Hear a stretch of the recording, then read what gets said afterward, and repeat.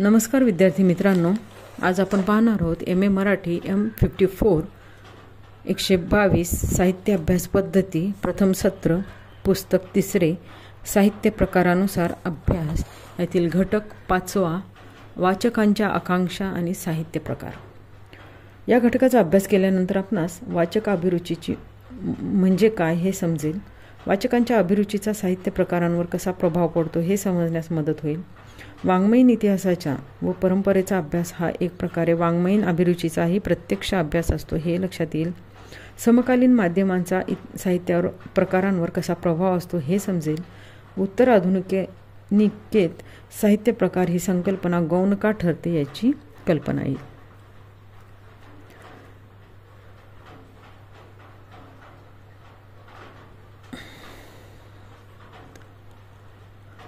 मुद्रणकलेचा शोध लागण्यापूर्वी सर्वसाधारणपणे लेखक हा वक्ता आणि वाचक हा श्रोता अशी स्थिती होती। वाचनाच्या ओघात कानावर पडताच अर्थ कळेल अशी सुबोध रचना करण्याकडे लिहिणाऱ्यांचा कल होता। त्यामुळे ही रचना आख्यान कविता अधिक होती। मुद्रणकला अवगत नव्हती। त्या काळात ग्रंथ वाचनासाठी उपलब्ध व्हावेत अशी सोय नव्हती। तेव्हा हाताने लिहून ग्रंथाच्या प्रती तयार कराव्या लागत। साक्षरता ही खूप कमीच होती। अशा परिस्थितीत लिहिणाऱ्या कवींना आपल्या वाचक वर्गाऐवजी आपला श्रोता वर्ग कोणता हे लक्षात घ्यावे लागत असे। इंग्रजांच्या राजवटीबरोबर आणि मुद्रणकला अवगत झाल्याने मौखिक स्वरूपाचे आणि श्रोत सापेक्ष साहित्य हळूहळू कमी होऊ लागले। कीर्तन, वासुदेव, गोंधळ, दशावतार, ललित अशी खास श्रोत्यांसाठी असणारी काव्य परंपरा कमी होऊ लागली। आता कीर्तन, प्रवचने कमी होऊ लागली आहेत। गावोगावी उत्सवांच्या निमित्ताने होणाऱ्या कार्यक्रमापुरतेच त्यांचे औपचारिक अस्तित्व उरले आहे। शिक्षणाची सोय आणि ग्रंथप्रसार त्यामुळे श्रोत्यांऐवजी वाचक ही संकल्पना जास्त ठळक होत चालली। पण गेल्या 2-3 दशकात दूरदर्शन या माध्यमामुळे लोकांना आता पाहण्या ऐकण्याचे माध्यम उपलब्ध झाले आहे। पुन्हा आता वाचकाऐवजी प्रेक्षक ही गोष्ट रुळू लागली आहे। यापैकी बऱ्याच लोकांना वाचता येत असूनही वाचक बनण्यापेक्षा बघे आणि श्रोते बनणे सुखाचे वाटू लागले आहे। प्रस्तुत घटकात आपण काळानुरूप वाचकाच्या प्रवृत्तीत होत जाणारा बदल, त्यांच्या बदलत जाणाऱ्या पूर्वकल्पना, त्यांची बदलत जाणारी अभिरुची यांचा विचार करणार आहोत। वाचकांच्या बदलत जाणाऱ्या आकांक्षाचा आणि अभिरुचीचा साहित्य प्रकारावर परिणाम होतो काय, त्यामुळे साहित्य प्रकारांचे स्वरूप बदलते काय आणि समकालीन माध्यमांचा साहित्य प्रकारांवरील प्रभाव कसा आहे, अशा काही मुद्द्यांच्या अनुषंगाने वाचक आणि साहित्य प्रकार यांच्यातील अनुबंध शोधणे क्रमप्राप्त ठरते। वाङ्मयीन परंपरेच्या काही टप्प्यांवर एखाद्या साहित्य प्रकार विशेष प्रभावी ठरतो किंवा निष्प्रभ ठरतो। लोकप्रिय साहित्याचे काही प्रकार विशिष्ट कालखंडात अधिक लोकप्रिय ठरतात। स्वातंत्र्योत्तर कालखंडातील पहिल्या 2-1 दशकात कथा, कविता या प्रकाराचे प्रभुत्व होते, तर 70-80च्या दशकापासून कादंबरी व आत्मचरित्र यांचा प्रभाव वाढला। अलीकडच्या काळात वृत्तपत्रीय स्तंभलेखनासारखा प्रकारही विशेष लोकप्रिय ठरू लागला आहे। वर्तमानकालीन वाङ्मयीन सांस्कृतिक पर्यावरणाचा वाचक हा एक मुख्य घटक असतो। वाङ्मयीन सांस्कृतिक पर्यावरणाचा प्रभाव व्यक्तीच्या वाचक भूमिकेवर पडत असतो। त्याचप्रमाणे वाचकांच्या अभिरुचीचा प्रभाव महत्त्वपूर्ण ठरतो आणि त्या प्रभावाने साहित्य व्यवहार व साहित्य प्रकार बदलताना दिसतात। आज आपल्यासमोर साहित्य प्रकार म्हणून जी रूपे आहेत ती काळात सर्व संस्कृतीत सारख्याच प्रकारे अस्तित्वात असलेली दिसत नाहीत। एखादा साहित्य प्रकार केव्हा जन्मतो, केव्हा विकसित होतो, केव्हा लोप पावतो किंवा केव्हा पुन्हा विकसित होतो हे जगातल्या वाङ्मयाचा इतिहास पाहूनही सांगता येत नाही। समाजाला आणि वाचकांना निकड वाटली तरच साहित्य प्रकार टिकून राहतात असेही स्पष्टपणे दिसून येते। एकंदरीत वाचकाच्या साहित्य प्रकारांविषयीच्या पूर्वकल्पना, आकांक्षा आणि त्यांची सतत बदलत जाणारी अभिरुची गोष्टींचा साहित्य प्रकारांवर कसा प्रभाव पडतो याची चर्चा आपणास या घटकात करावयाची आहे। एकच साहित्यकृती वेगवेगळ्या वाचकांना वेगवेगळ्या कारणांसाठी आवडते। ही सर्व कारणे एकत्रित करून काही एक सूत्र शोधावे म्हटले तरी काही गोष्टी ह्या स्पष्टीकरणाच्या पलीकडे राहतात। त्या जाणवल्या तरी स्पष्ट करता येतीलच असे नाही, कारण भिन्न भिन्न रुचीच्या वाचकांना भिन्न भिन्न कारणांसाठी संतुष्ट करण्याचे सामर्थ्य साहित्यकृतीच्या ठायी असते। दुसऱ्या बाजूला काही लेखक आपले साहित्य वेगळ्या मूल्यांच्या आधारे तपासले जावे अशी मागणी करतात। विशेषतः दलित आणि बांधिलकी मानणाऱ्या दलितेतर लेखक यांची ही हिरिरीने केली गेली मागणी असते. लोकप्रिय लेखक तर वाचकांनी त्यांना दिलेल्या प्रतिसादानेच खुश होतात. ते एका प्रकारे वेगळ्या निकषांवर केलेले मूल्यमापनच असते. कोणताही लेखक कोणतीही लेखनकृती अगदी निर्हेतुक करत नाही. अभिभावितपणे का होईना आपल्याला अनुरूप अशा साहित्यकृतीची निवड प्रत्येक वाचक करीत असतो. त्या निवडीतच त्याची आकांक्षा प्रकट होत असते. संस्कृत साहित्य विमर्शक राजशेखर यांनी वाचकांचे 4 प्रकार सांगितले आहेत. अरोचकी, सातृनाभ्यवहारी, मत्सरी आणि तत्वभिनिवेशी. अरोचकी प्रकाराच्या वाचकांना स्वभावतःच वाङ्मयाची गोडी नसल्याने त्यांना कितीही चांगले काव्य ऐकवले तरी त्याचा उपयोग नसतो. शत्रुनाभ्यवहारी वाचक भुसासहित धान्य खाणाऱ्यांच्या जातीचे असतात. त्यांना भुसा कोणता, कण कोणते, फोल कोणते यातील सत्वतेच्या पातळ्या समजत नाहीत. त्यांच्या सरसकट आस्वादनामुळे आणि दाद देण्याच्या वृत्तीमुळे अनेकदा चांगल्या साहित्यकृती त्यांच्या नजरेतून सुटून जातात आणि नको त्या गोष्टींकडे ते वाजवीपेक्षा अधिक लक्ष देतात. मत्सरी वाचक हे स्वतः लेखक वर्गातील असल्याने इतरांच्या लेखनाकडे बघण्याचा दृष्टिकोन अजिबात चांगला नसतो. तत्वभिनिवेशी ह्या 4थ्या प्रकारातील वाचक मात्र खूप दुर्मिळ असतं. तो शब्दार्थांचे साहित्य चांगल्या तऱ्हेने समजून घेतो, सूचकतेने आनंदित होतो, रसस्वाद घेतो आणि काव्यरचनेचे रहस्य शोधण्यासाठी धडपड करतो. चोखंदळ वाचकांच्या आवडीनिवडी किंवा सामान्य वाचकांच्या आवडीनिवडी अगदी एकसारख्या नसतात. त्यामुळे आज सर्व देशात लोकप्रिय गणले जाणारे साहित्य व अभिजात मानले जाणारे साहित्य यांच्यात वाचक वर्गात फरक केला जातो. दुसऱ्या घटकात आपण जोनाथन कलर या समीक्षकाने मांडलेली साहित्य क्षमतेची संकल्पना पाहिली होती. कोणत्याही भाषेतील साहित्यकृतीचे वाचन करण्यासाठी निव्वळ त्या भाषेचे व्याकरण, तिचे एकूण विविध स्तरावरील नियमव्यवस्था, संकेत याचे ज्ञान असून पुरेसे होत नसते, तर त्याबरोबरीने साहित्यिक संकेत आणि सांस्कृतिक व्यवस्थामधील संकेताचेही ज्ञान विकसित होणे आवश्यक असते. वाचकाच्या 3 प्रकारच्या संकेतांचे ज्ञान अधिकाधिक वाढणे म्हणजे साहित्यिक अभिरुचीची रुची विकसित होणे होय. वाचक अभिरुची आणि लोकप्रिय साहित्य प्रकार. अभिरुची ही बाब एकजनसी किंवा आणि ठरीव साचेबद्ध गोष्ट असत नाही. तिची घडण होते. आदानप्रदान प्रक्रियेतून ती बनत आणि बदलत जाते. अभिरुचीच्या घडणीत त्या काळातील आर्थिक व्यवहार, सामाजिक स्थितिगती, चळवळ, साहित्य, इतिहास असे अनेक घटक असतात. वाचकांच्या अभिरुचीशी लेखक कसा एकरूप होतो किंवा नाही यावरही साहित्यकृतीची मूल्यात्मकता ठरत असते. वाचकांना एक विशिष्ट पद्धतीने वाचायची आणि एका विशिष्ट आशयाची सवय लागलेली असेल तर बहुसंख्य लेखक वाचकांच्या या सवयीला समोर ठेवून लिहितात. वाचकांचा अशा प्रकारे अनुनय करण्यातून रंजनपर साहित्य निर्मिती वाढण्यास मदत होते.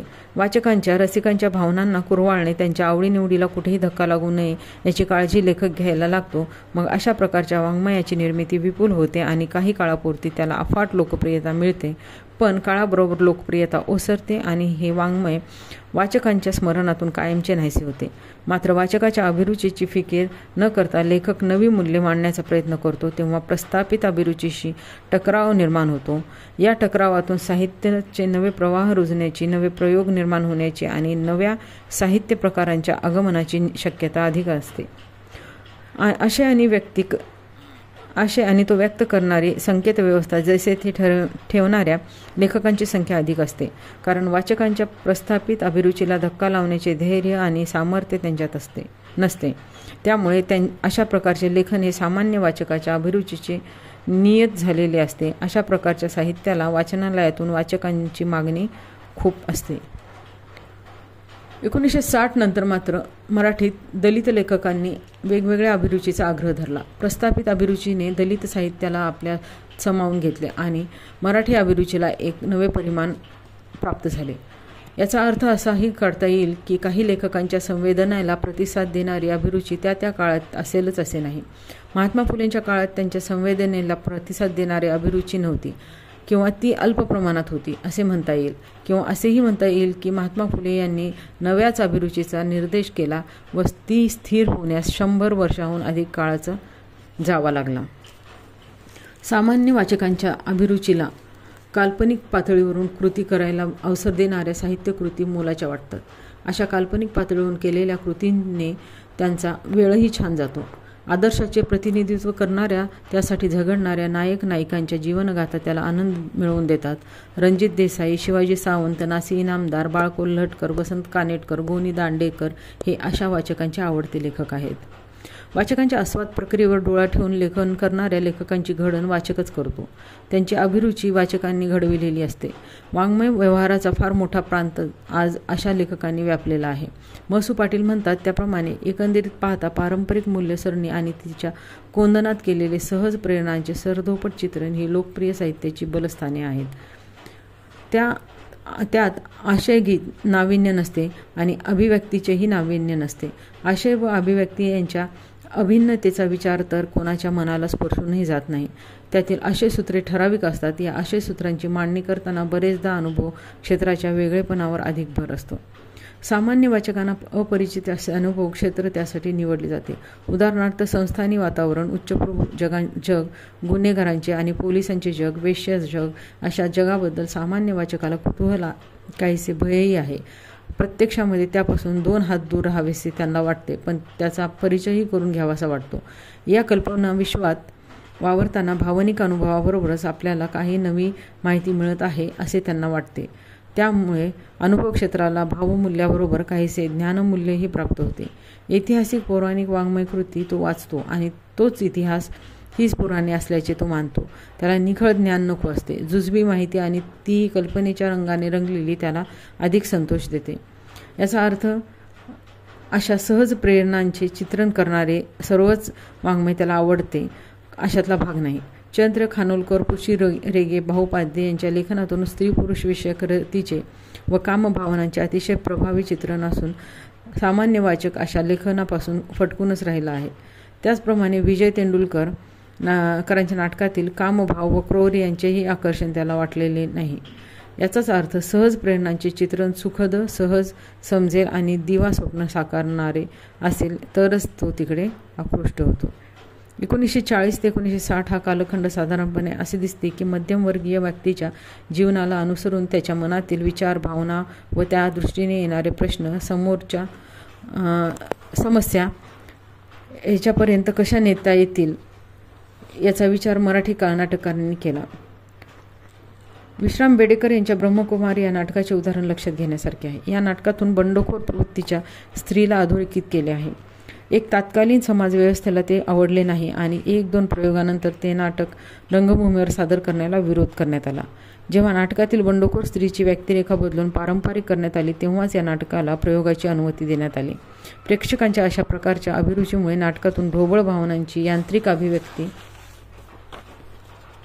करण्याकडे नाटककारांची वृत्ती बळावली. याचबरोबर नाटकाचे रूप व शैली या दृष्टीनेही स्थितिशीलता येऊ लागली. नाटक हे किती अंकाचे असावे याबाबत काही नियम नसले तरी कथानकाची अखंडता आणि रसिकांची एकाग्रता नाटकाच्या शेवटपर्यंत टिकून राहावी या दृष्टीने आरंभ, मध्य व अंत या 3 टप्प्यांनी 3 अंकाची योजना असे सूत्र ठरून गेले. या कालखंडात सामाजिक ऐतिहासिक नाटके जास्त लिहिली गेली, मात्र त्यातून अतिरेकी प्रेक्षक सापेक्षतेचे आणि त्यांच्या शिलाभूत अभिरुचीलाच पोचण्याचा प्रयत्न दिसून येतो. 70च्या दशकात मराठी व मध्यमवर्गीय लोकांची अभिरुची नाटक या प्रकाराकडे वळलेली होती. त्यामुळे व्यावसायिक नाटकांच्या दृष्टीने हा सुकाळच म्हटला पाहिजे. वसंत कानेटकर, बाळ कोल्हटकर, पु ल देशपांडे, जयंत दळवी अशा लेखकांची नाटके मराठी रंगभूमीवर त्यावेळी लोकप्रिय ठरत होती. उत्तराधुनिकता आणि साहित्य प्रकारांचे स्वरूप. 70 आणि 80च्या दशकात उत्तराधुनिकतावाद ही संज्ञा प्रचारात आली. उत्तराधुनिकतेचे स्वरूप संदिग्ध असल्यामुळे या वादाची निसंदिग्ध व्याख्या करता येणे अवघड होऊन बसते. वाच्यार्थाने उत्तराधुनिकता म्हणजे आधुनिकतेनंतरचा काळ अशी कालनिर्देशक संज्ञा वाटते. पण उत्तराधुनिकता म्हणजे आधुनिकतेचाच उत्तराखंड या समाजातील खूप मोठा आक्षेप घेण्यात येतो. उत्तराधुनिकता या संज्ञेचा सातत्याने अर्थविस्तार होत राहून परस्पर विरोधी अशा गोष्टींचाही तिच्यात समावेश होत गेला. शिवाय ही संज्ञा अनेक ज्ञानक्षेत्रात प्रयुक्त होते असल्यामुळे तिचे अर्थसंदर्भही बहुपरिणामी होत गेले. त्यामुळे ही संज्ञा संदिग्ध असणे हेच तिचे वैशिष्ट्य आहे असेही म्हटले जाते. संगीत नसलेल्या संकल्पनांची बहुरंगी गोधडी असेही मार्मिक विशेष या उत्तराधुनिकतेबद्दल लावण्यात येते.